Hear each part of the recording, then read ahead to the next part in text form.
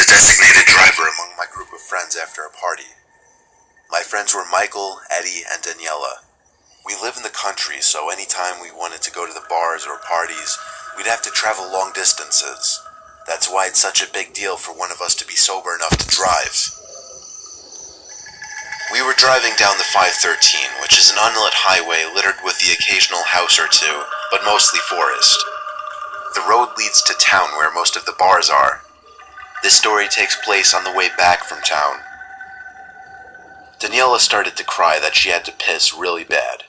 I told her she'd have to wait a while longer, but not gonna lie, I started to get the urge as well. That mixed with the fact that Daniela was now screaming in her drunken fit, I figured why not pull over to the side of the road and just piss somewhere in the woods. Daniela got out first and disappeared into the crops on one side. I went to the opposite side of the road and slightly into the woods just because I'm the type of person who can't have people watching me piss. I finished first and got back in the car. Eddie and Michael were singing to the roaring rap music playing on the radio, while I pretty much just sat there in silence, growing impatient. My two drunk friends didn't seem to find anything strange about the fact that Daniela had now been gone for 5 minutes, so I got back out to call her name. Michael has a much stronger voice than I, so when he screamed for her, it would be impossible for her not to hear. But still, she didn't call back. I didn't want to go in those crops, but I kind of felt like I had to since she's my friend, and I was the most aware at that moment. I forced Michael to come with since I was afraid to go in alone. Eddie stayed in the car, he was just too far gone at this point. With the flashlight from my glove box, Michael and I pushed our way through the thick, overgrown crops, walking in the only direction we could think to go. Straight away from the car. Michael was calling Danielle's name while laughing his ass off. I could understand why he was finding it funny in his condition, but I just wanted to make sure she was alright and get home. Over the sounds of her own footsteps brushing crops aside, and Michael's laughter, I heard something else in the near vicinity. I put my arm out to Michael's chest to halt him. Now, all that could be heard was the night breeze blowing through the crops. "What is it?" Michael whispered, to which I responded, "Shh." That. Michael called out Daniela's name again. I joined in, figuring it was just her trying to sneak up on us and scare us. And again, the footsteps stopped. So we walked a little deeper into the crops. That's when we came to a narrow clearing stretch. I don't know much about crops and farming or anything, but it seemed to be some little stretch for people to walk through. It was probably the width of 2 people, just enough to walk through. I looked to my left, as far down as the light would let me see, and then to the right. I could hear 3 footsteps, and then a couple crops pushed outward into the opening, as somebody stepped into view. At first my light was only revealing their legs, so by default under the circumstances, I assumed it was Michael. However, the light revealed it to be not Michael, but instead some random man who I'd never seen before. His facial features weren't clear enough to give a good description, but he didn't look friendly. I ran for it back in the only direction I remembered coming from. I guess I ran so fast that it only took me about 10 seconds to make it back to the car. Eddie was passed out in the car at this point, so I didn't bother trying to get help from him. I was honking the horn to get Michael's and hopefully Daniela's attention. The sight of that man just disturbed me. I didn't know if he...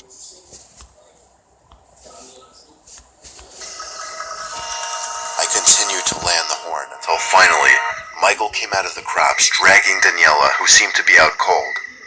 I got out to help him lift her back inside of the car and plop her on the seat. Michael pointed out the gash on her forehead, as if she had been struck with a heavy, sharp object. Michael seemed to be sobering up pretty quickly due to the situation. He advised I drive to the nearest hospital, which was 10 minutes away. The drive there was not fun. It was full of panic and yelling. We brought Danielle in to have her wound treated as soon as possible. It was only then that Michael explained to the nurses, not me, that he saw some guy dragging her collapsed, unconscious body before fleeing deeper into the crops after noticing him. He never mentioned that in the car, but it made perfect sense now. That man in the crops with with us that night did this. Daniela was awake after she got all stitched up, and she had no recollection of the entire night, from the moment we stepped into the party to the moment she got struck in the head.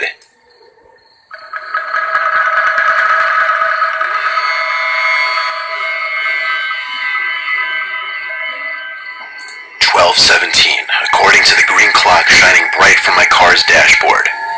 I still remember that number as I was driving home from the night shift at the pharmacy I worked at. Taking the highway at this hour is a little dangerous since there's no lights, usually no other cars at that hour, and commonly deer would walk out onto the road, and you wouldn't notice them until it'd be too late if they were in your direct path. That's why I always drive slow on it, 50 max. As the road curved to the left, a clear row of reflective lights appeared in the horizon, which I quickly realized was the reflective tape of a row of traffic cones, as well as a flashing blue light in the distance. In front of them seemed to be the reflective material on a safety vest. I was so confused trying to figure out what the hell this was about that it didn't even hit me that I should be slamming on the brakes until it was almost too late. The car came to a halting stop as the horrid screeching of my tires stopped, and the man wearing the reflective vest started walking over to my car, arms out waving. I guess he was telling me not to move the car. As the man got closer, I could see what appeared to be a police uniform under the vest. He knocked on my window with the joint of his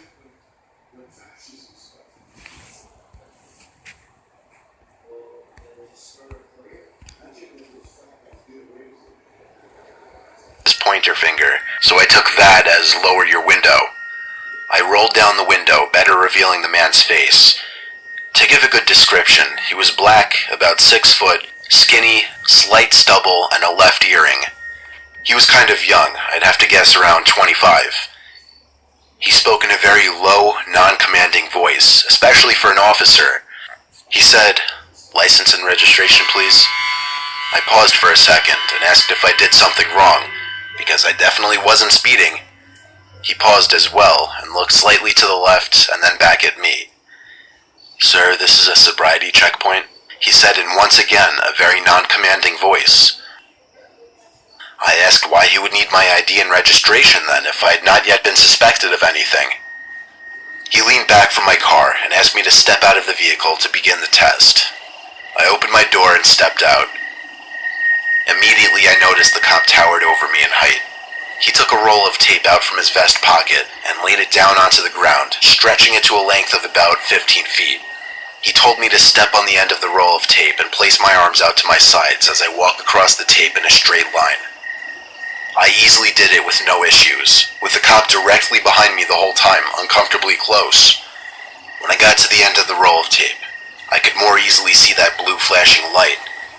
It wasn't sitting on top of a police car, it was sitting on some older, small sedan. I looked back at him and asked to see his badge, and he just looked at me with the blankest stare. It started to sink in, and I literally mean that, because I felt like my heart was sinking. This guy wasn't a cop. He said something next that I couldn't quite distinguish at first, but as he got to his car, I assumed he said, "I'll go get it 1 second." He was bent over into his car grabbing something. While he was distracted, I ran back to the car. He looked at me as I started the car and raised a gun up to me. It goes without saying I put the pedal to the floor as the car jumped into an acceleration through the traffic cones. I saw the headlights of the guy's car go on as I was a few hundred feet away, but at that point I was already going over 60, and there was no way he'd be catching me. I got off at the next exit, and as soon as there were street lights around, I turned off my car lights to draw less attention as I finished the drive to my house. I only wish I had a dash cam at the time so I could have gotten it on video. I swear it would have wound up on the news.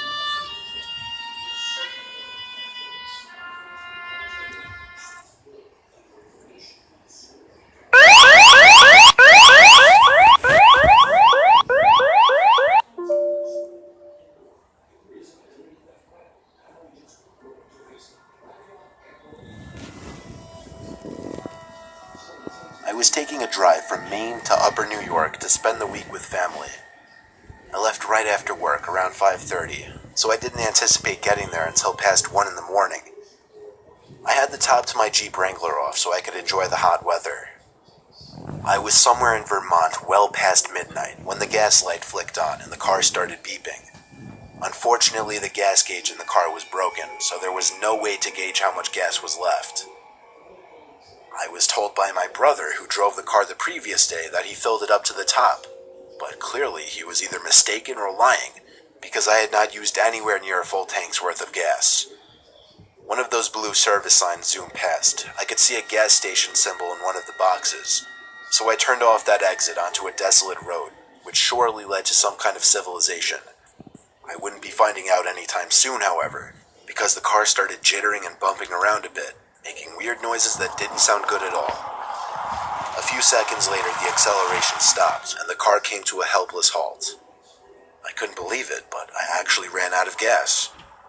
I hopped out of the car and got on the phone with AAA, telling them my exact location.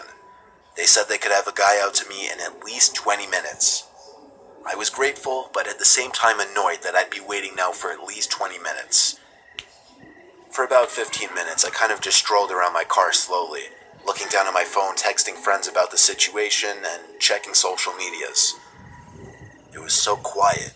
No sounds of distant traffic, no passing cars, just the sound of crickets and other night creatures in the woods. Then, I heard something walking around in the woods. The footsteps were decently heavy, so I had a hunch it was a deer or something. But the possibility of it being a bear wasn't far-fetched, given that this was bear country. I walked around to the passenger side of the car now, where the woods were, and where the sounds were coming from, just in hopes of seeing a deer or some other harmless animal. Then, there were two clapping sounds. Like, it actually sounded like a person clapping their hands. I moved a little closer to listen for it again. This time it was 3 claps. I called out to the woods, hoping in some weird way that someone would answer. But after I did, the clapping didn't happen anymore. I just stood there waiting for something to happen, but it was just silence. So I got back in the car and just waited. I heard footsteps once again coming from the woods, coming in my direction. Then it just stopped. I looked outside and saw it. The head, peeking from behind a tree, just ahead. It almost looked lifeless. The eyes, they just looked so lifeless I couldn't even tell if they were looking at me or not. I was so focused on these details, I didn't even think to scream at the horror of what I was witnessing. I cranked the windows up on both sides and turned off the headlights. However, hiding in the car didn't make me feel much safer, since the entire top was off. Without the headlights on, there was complete darkness. I couldn't see 2 inches in front of me, yet I was surrounded by the night noises of the forest. I was ducking down below the dashboard, doors locked, yet still completely exposed to the outside, praying not to hear any sudden sounds like footsteps. I felt a sinking feeling in my stomach, however, as I heard someone grab the car door handle. I tried my best not to move or make any noise. I was waiting for someone to start pounding at the glass, or at the very least reach around the opening behind the front door to just unlock it. I was so exposed it wasn't even funny. And then, I felt a hand aggressively grab onto my back. I simply lost it and screamed at the top of my lungs.